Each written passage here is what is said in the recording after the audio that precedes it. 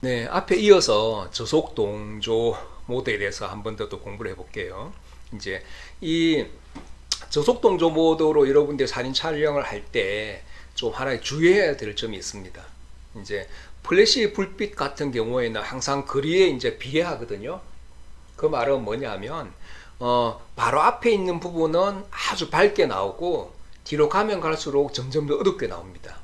자, 그거는 걸 이제 알게 되면 이 구성을 할 때 어떻게 되냐면 이 바로 앞에 바로 이제 카메라 바로 앞에 큰 대상이 없어야 된다는 얘기죠. 그러니까 그 앞에 나무라든지 뭐 사람이라든지 또 다른 이제 불필요한 부분이 있으면 그게 너무 밝게 나오거든요. 그러면 우리가 그게 너무 지나치게 밝아버리면 사진이 좀 약간 실패한 사진이 될 수 있거든요. 그러니까 주 대상은 여기서 찍는 건 이게 주 대상인데, 눈 내리는 이 부분이 주 대상인데, 이 앞에 누구 사람 한 사람이 그냥 있다든지 큰 나무가 있다든지 이러면 이 부분이 지나치게 밝게 나와 버리거든요. 그러니까 밝게 나오면 이 부분으로 시선이 집중되니까 효과가 덜하다는 이야기죠. 그래서 여러분들이 이제 후막 동조 기법이나 선막 동조 기법을 활용할 때도 바로 앞에 지나치게 큰 대상은 없는 게 좋다, 이런 거고요. 그 다음에 이거 한번 살펴볼게요. 이거는 후막 동조로 찍은 걸까요? 아니면 선막 동조로 찍은 걸까요? 잘 한번 생각해 보십시오. 특히 이 빛의 방향성을 한번 보십시오. 이게 본 대상인데 이거보다 왼쪽에 궤적이 있잖아요. 선막동조로 맞습니다. 선막 동조입니다. 이제 아시겠죠, 그죠? 예. 근데 후막 동조로 찍으면 이 궤적이 이쪽으로 나야 됩니다. 그죠? 오른쪽으로, 그죠?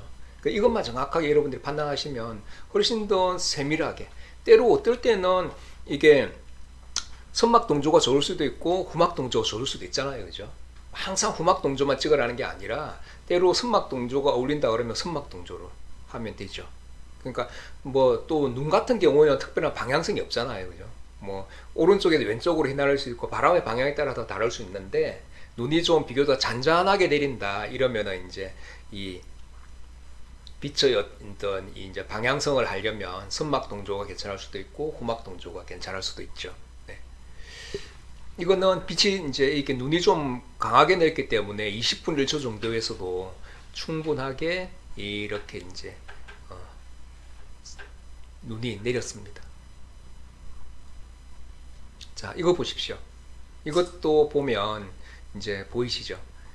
이 후막 동조로 찍으니까 빛의 방향성이 어떻습니까? 이 궤적이 뒤로 가 있죠. 그죠? 확실히 차이가 나죠. 같은 눈이라도. 네. 그래서 이때 이제 이 플래시 동조, 저속 동조를 하면 우리가 풍경 사진을 찍을 때도 여러분들이 눈이 내리거나 빛이 내리거나 이러면 남들이 다 찍는 그런 사진으로는 좀 경쟁이 약하거든요. 그러니까 이렇게 플래시만 이용을 해도, 이거는 외장하드를 이용해 찍었습니다. 그러니까 플래시만 잘 이용을 해도 여러분들이 또 다른 그런 사진을 찍을 수가 있거든요.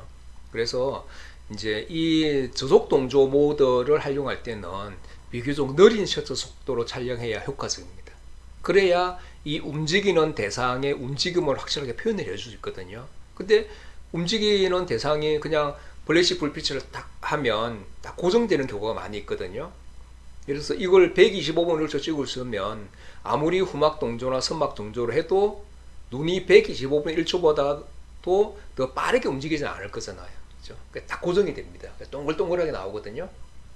그래서 이때는 거의 이제 보십시오. 8분 1초로 찍었잖아요. 8분 1초. 그리고 이때는 8분의 1초 정도 해도 눈이 이렇게 움직이는 게 안 나타나나요? 여기 나타나지 않습니까? 하얀 것들가. 예, 이거 보시면 나타났잖아요. 이게 눈의 움직임이. 예. 그러니까 이걸 만약에 1초로 했으면 조금 더 길게, 그만 나오죠. 네. 아니요, 1초로 하면 더 길게 나타나요. 아, 길천 길치. 눈의 키 이게 예. 비도 마찬가지로, 그죠? 비도 예를 들어서 뭐 우리가 보통 눈으로 보이는 거는 비의 궤적은 한 125분 1초 정도 된다 그러거든요. 그 정도로 하면 그냥 동그랗게만 나와요? 그렇죠, 예. 비는. 근데 우리 눈으로 보는 거 이 정도 짧게 나오죠, 궤적이. 근데 그걸 60분 1초나 30분 1초나 하면 비가 cir로 길게 이렇게 표현이 됩니다. 여러분 실제 찍어 보시면 되거든요, 그거는.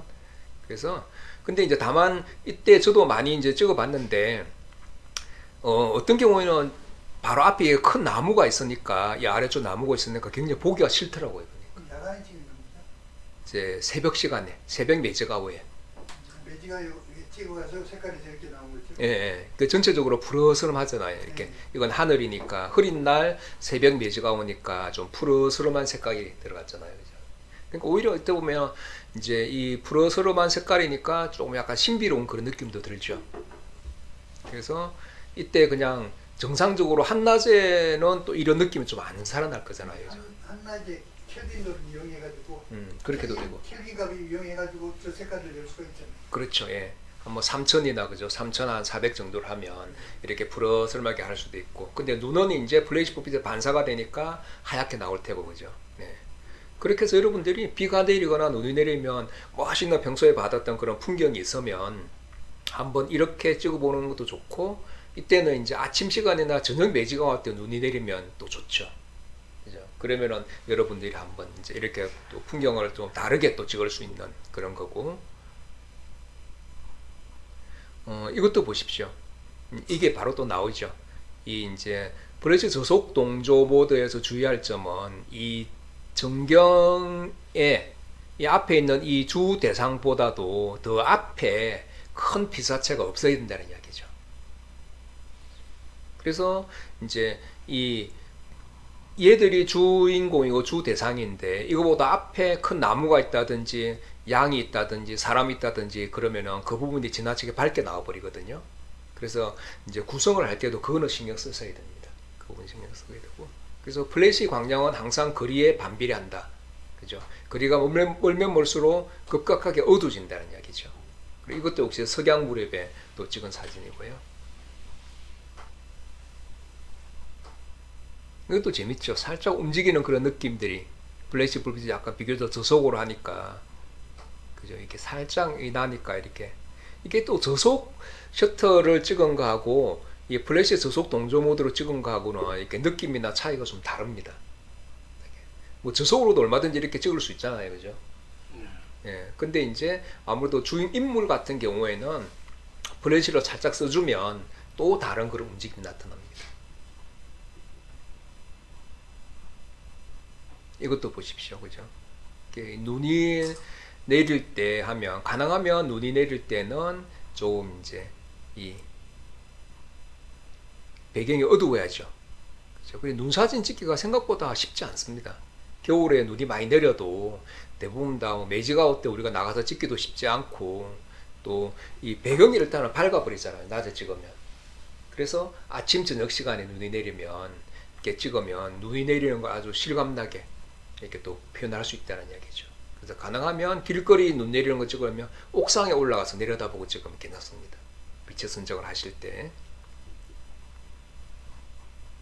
자, 그 다음에 이제 한 번 더 제가 또 부수적으로 여러분들 활용할 수 있는 걸 이제 설명을 드리면, 다음에 우리가 언젠가 한번 찍어 볼 텐데, 이 이제 별 궤적 사진을 찍을 때는 기본적으로 저번에 배웠듯이 조리개 f4.0 셔터 속도 이제 60초나 뭐 30초나 뭐 이제 120초나 이렇게 하고, 그 다음에 감도는 보통 2500 보통 이런 기준값으로 한번 찍거든요. 테스트 촬영을 이렇게 해서 그걸 인터벌 간격 촬영으로 100장을 촬영한다 그랬잖아요. 그러면은 이 100장을 찍을 때 100장을 다 이렇게 찍을 수가 없습니다. 그죠? 그러면은 100장을 찍는다 그러면 100장 중에서 한 장은 외장 플래시를 한 번만 터뜨리는 거죠. 그래서 그 결과 99장의 사진은 다 어둡습니다. 왜냐하면 이 부분만 밝으면 안 되잖아요. 이 부분만 밝게 나올 수가 없거든요. 플래시를 안 터뜨린 99장을 찍으면 플래시 안 터뜨리고 찍습니다. 그러면은 이 부분까지 다 어둡게 나오거든요. 근데 마지막 한 장이나 중간 한 장만 플래시를 터뜨려 주면 바로 앞에 있는 이 고인돌, 이거 아주 유명한 고인돌이거든요. 고창에 있는 대신리 고인돌인데 이 부분은 선명하고 밝게 나와야 되잖아요. 그래서 플래시를 한 장만 탁 터뜨려서 찍어주는 거예요. 그러면은 이 한 장은 적절한 밝기로 나오고 풀도 밝게 나왔잖아요. 그죠? 나머지 99장은 플래시 없이 그렇게 찍어서 스타테일로 합성을 하면 이런 사진이 나옵니다. 물론 이제 플래시를 안 터뜨려도 되는데 우리 긴 이제 저기 전등 있죠. 그걸 가지고 한 장면 뭐 30초나 60초면 충분하게 이 부분을 다 칠해줄 수 있잖아요. 그래서 이 부분을 이렇게 골고루 이렇게 붙이라듯이 이 긴 손전등 같은 걸로 뭐 그렇게 해도 됩니다.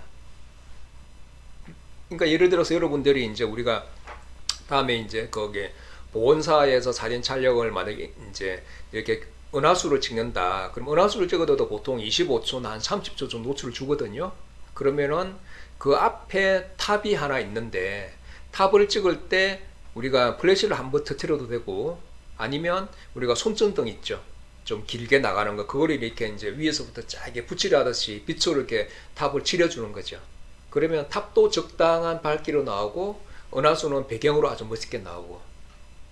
그래서 보통 이제 이런 거 찍을 때 별 사진 찍을 때는 플래시가 하나 있거나 좀 약간 광량이 좀 센 그런 이런 조명등이 하나 있으면 좋습니다.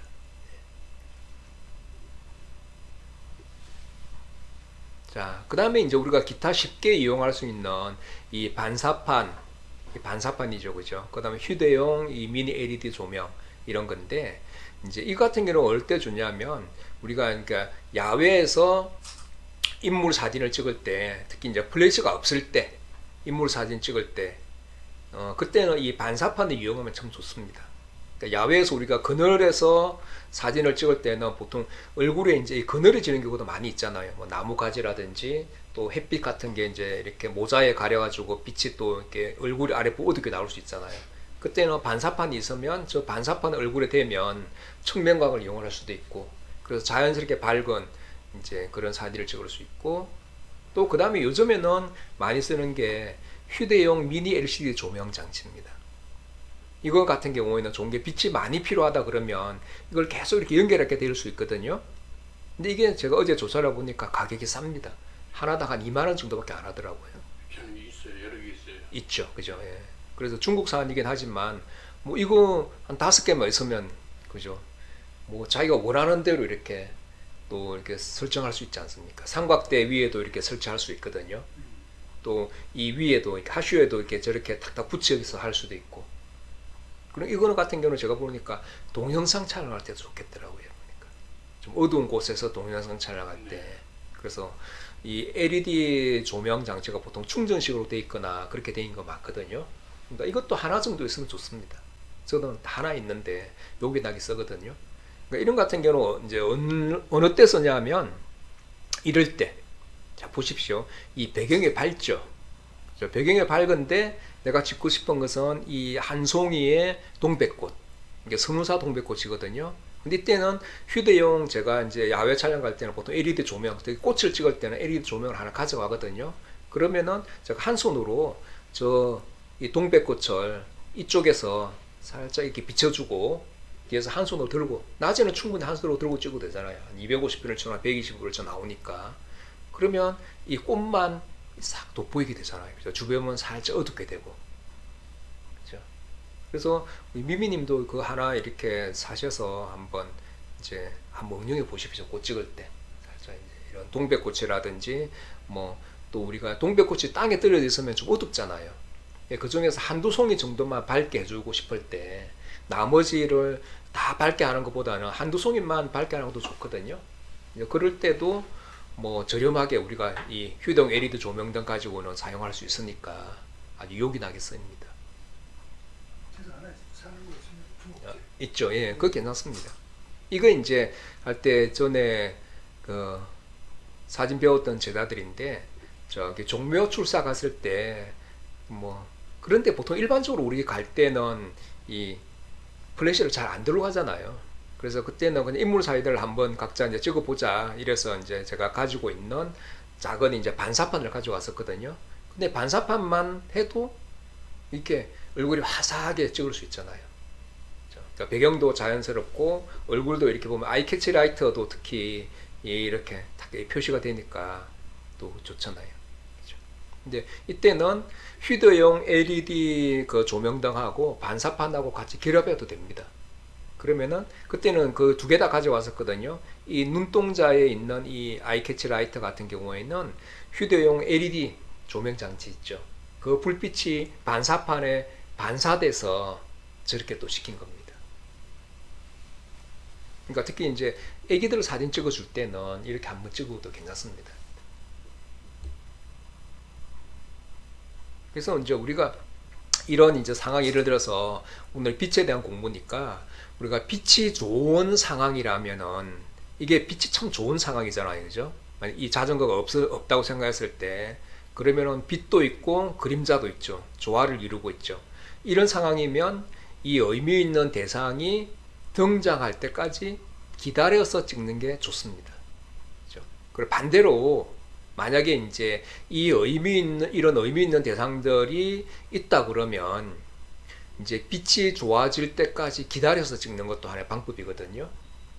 또 아니면 이때 만약에 이제 저녁으로 매직아웃다 그러면 매직아웃 때도 그러면 이렇게 이 조명등이니까 조명등에 이런 데 다 빛이 들어올 거잖아요. 그죠? 근데 이 지나가는 이제 뭐 사람이 있다면 예를 들어서 뭐 게이샤나 뭐 이런 사람들이 이렇게 이제 쭉 들어간다 그러면 그 사람은 얼굴에 직접 조명이 안 비치기 때문에 어두울 수 있잖아요. 그럴 때 이제 플래시를 써주면 그 사람 얼굴도 밝게 나오고 조명은 자연스럽게 밝게 나온다는 이야기죠. 이렇게. 그때는 당연히 저속동조 모드를 이용하면 될 테고, 그렇죠? 그렇게 해서 여러분들은 이제 찍으시면 되고요. 자, 이것도 한번 잘 보십시오. 빛이 색을 만들고 이 색의 분위기를 만드는데, 그래서 여러분들이 빛을 잘 활용을 하고 이제 여러분들이 적용을 하려면 유심하게 한번 관찰을 해봐야 됩니다. 근데 저도 며칠 전에 일요일 날 이제 그때 봉원사라는 절이 있잖아요. 서울에 저기 서대문 쪽인가 연세대 그 위에 네, 봉원사 거기 이제 촬영을 한번 가봤거든요. 근데 가보니까 이게 연꽃 수조입니다. 연꽃 수조에 이제 연꽃이 한 6월 중순 되면 막 피어 올 텐데 이 연꽃잎이 보이죠. 이제 올라오는 거거든요, 뿌리에서.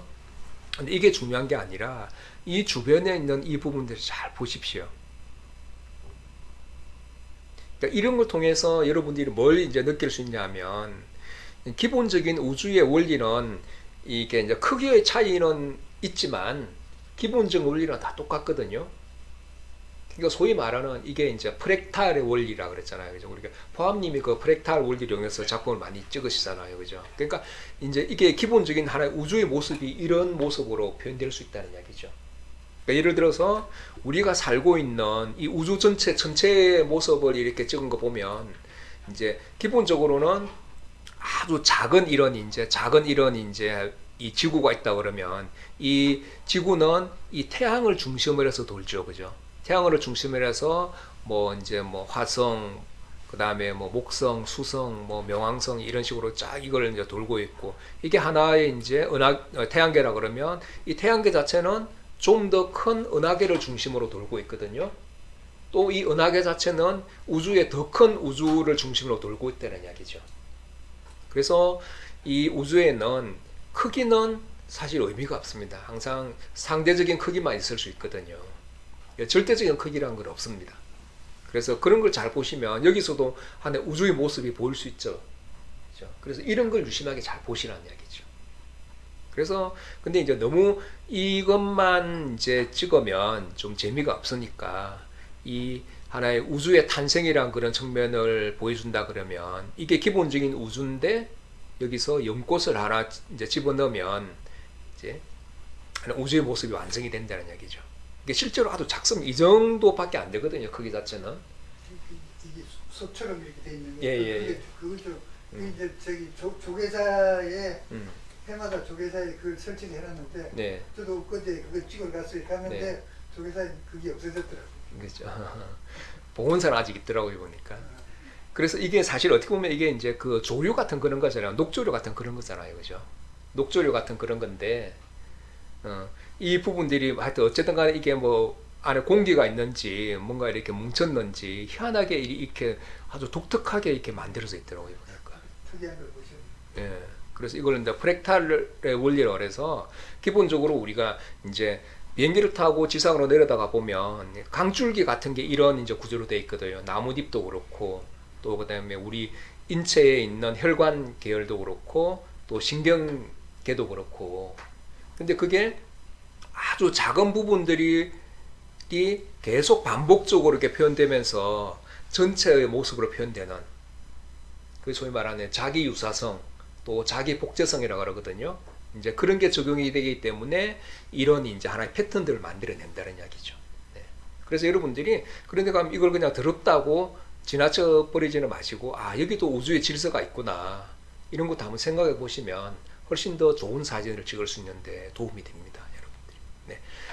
여기까지 하고요. 이제 실습을 하겠습니다.